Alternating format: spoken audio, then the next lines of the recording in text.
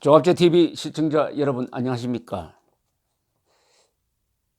고위공직자 범죄수사처, 줄여서 공수처라고 하는데, 이 기구가 헌법에 근거가 없는 사실상의 불법 조직을 만들어 가지고 권력을 수호하기 위한 일종의 정권 보위부 역할을 할 것이다.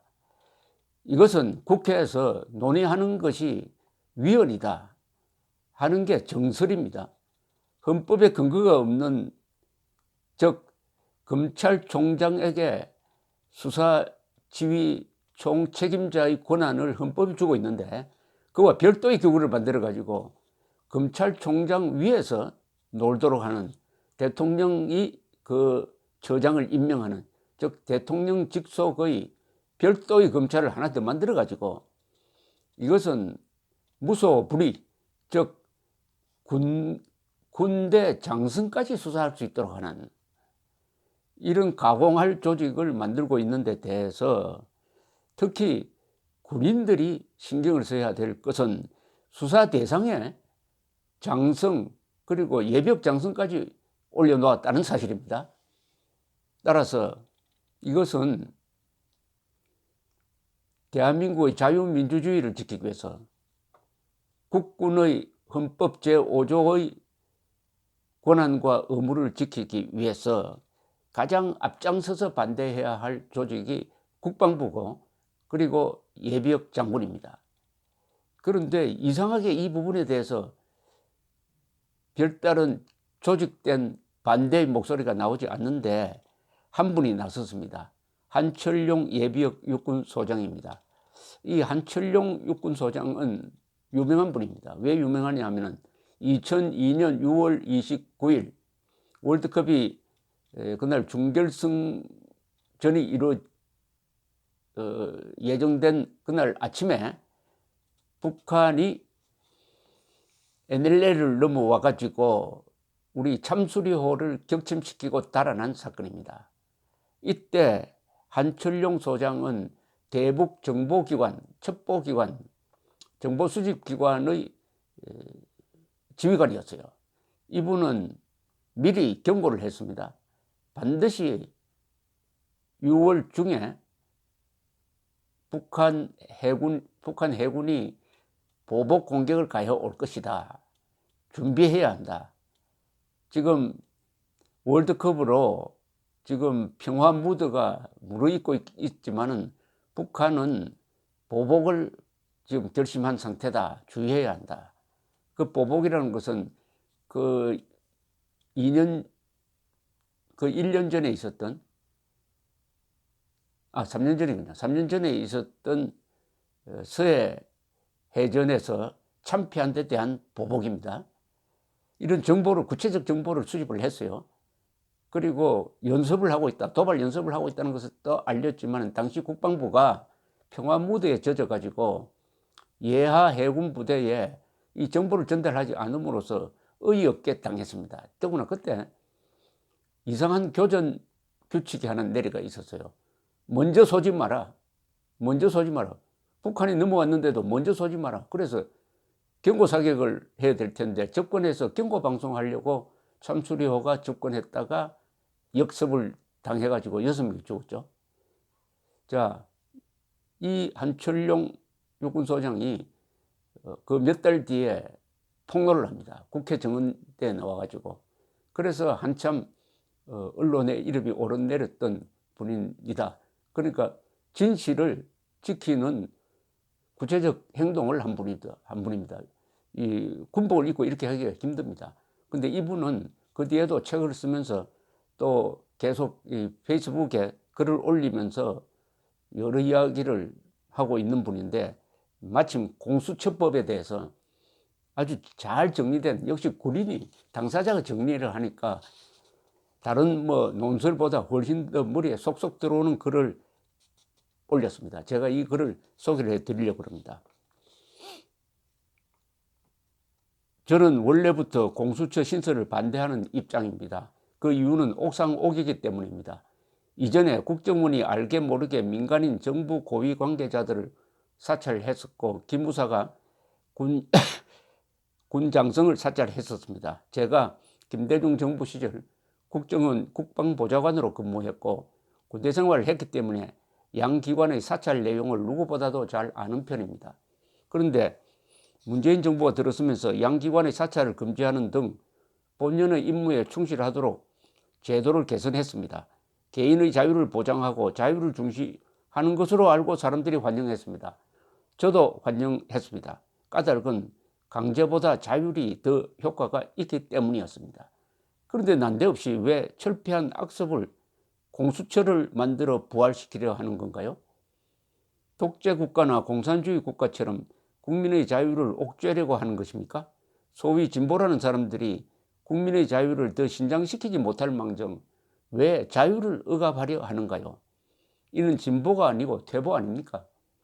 제가 이 칼럼을 쓰는 이유는 저에게도 저촉제에 해당되기 때문입니다. 유튜브 조갑제 TV를 보았더니 사찰 대상이 현역 장성은 물론 저 같은 예비역 장성도 포함된다는 말에 의안이 벙벙하였습니다. 군은 특수조직이고 군인은 특수공무원입니다. 여기에서 특수라고 한 것은 오직 군 통수권자의 명령과 지시에 의해서 움직이는 조직이기 때문입니다. 군령과 군정의 지휘계통은 군 통수권자로부터 국방장관으로 이어집니다. 다시 국방장관이 군령은 합참의장을 통해서 군정은 각 군 총장을 통하여 수행됩니다. 따라서 여기에 외부 기관이 끼어들지 못합니다. 그래서 군을 특수조직이라고 하는 것입니다. 이는 전 세계의 보편적 현상입니다. 그런데 무슨 근거로 공수처가 군 조직에 끼어들어 군 장성을 수사한다는 것입니까? 이는 헌법 위반입니다.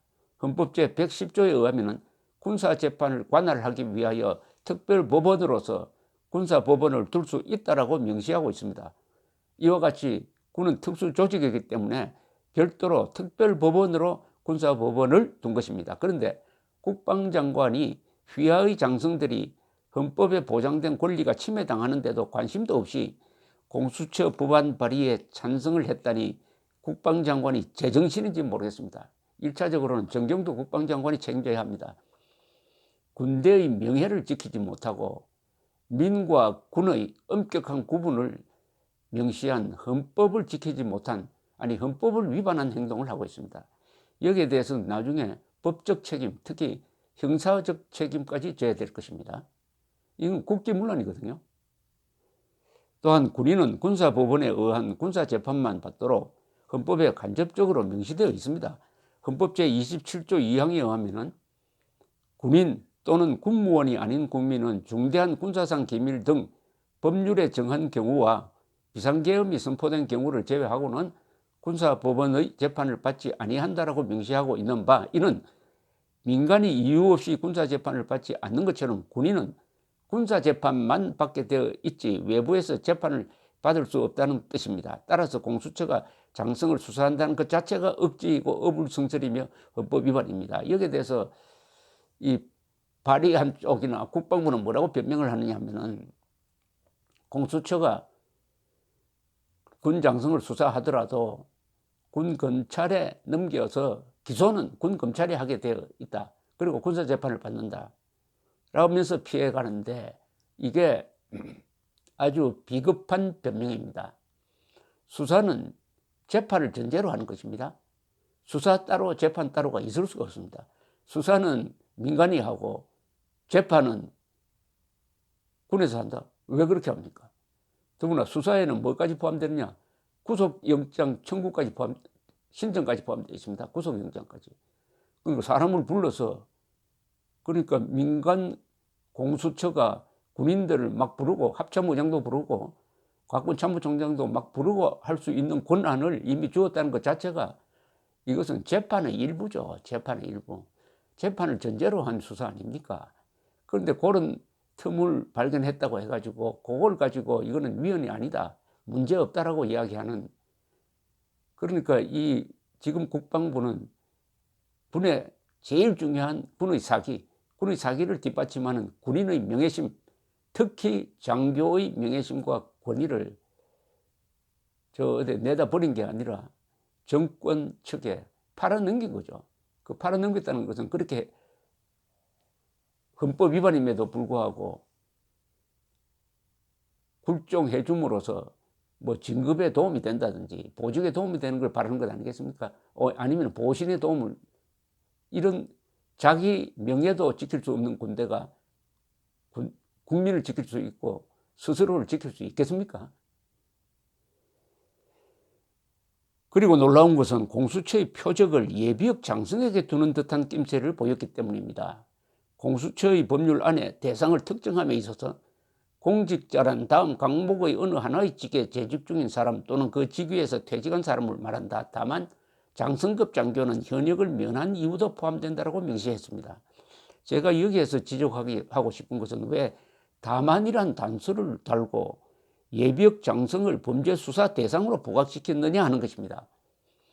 다만이란 단서를 안 붙여도 그 직위에서 퇴직한 자를 말한다고 하였으므로 예비역 장성이 포함되어 있습니다. 이렇게 중언부언한 것은 대수장을 포함하여 박찬주 대장과 신원식 중장 같은 장군에게 재갈을 물리려고 하는 의도로 해석되는 대목입니다. 문재인 정권에는 예비역 장성이 만만하게 보이는 모양입니다. 그런데 장성들은 명예를 존중하는 집단입니다. 문 정권이 보는 것처럼 함부로 취급받을 존재가 아닙니다. 멀게는 6.25 전쟁 때 우리 군을 지휘했고 가깝게는 월남전에 참전했던 역전의 용사들입니다. 장성이 어느 날 갑자기 별을 단 것이 아니고 소대장부터 온갖 고난을 겪으면서 올라온 영광의 별입니다. 이렇게 자랑스러운 별들을 문 정권은 폄하하지 못해 안달입니다. 공수처 법안을 발의한 의원을 보니 거의가 다 조국 씨 청문회 때 조국을 적극적으로 옹호했던 의원들입니다. 제가 기억하는 의원만도 7명입니다. 어떻게 비리의 온상인 조국을 옹호했던 의원들이 염치도 없이 검찰이 해야 할 범죄 수사를 새로운 공수처가 해야 한다고 발의하였습니까? 양심의 가책을 느끼지 못했습니까? 청와대와 여당부터 깨끗이 하고 남을 수사하겠다고 하세요. 그리고 청와대에 특별감찰관을 빨리 임명하여 남쪽 대통령의 가족과 측근부터 단속을 깔끔하게 하십시오. 윗물이 맑으면 아랫물은 저절로 마른 법입니다. 순리를 따르십시오. 그리고 정 공수처를 신설하고 싶다면 대상자를 현 정권이 임명한 고위공직자로 제한할 것을 저는 제안합니다. 그래야 야당 탄압이라는 비난도 안 받으면서 여당이 원하는 대로 공수처를 신설할 수 있으니 서로 윈윈하는 전략인 것 같습니다. 2019년 11월 예비역 육군소장 한철용, 이렇게 이름을 딱 박아서 반대하고 나섰습니다. 감사합니다.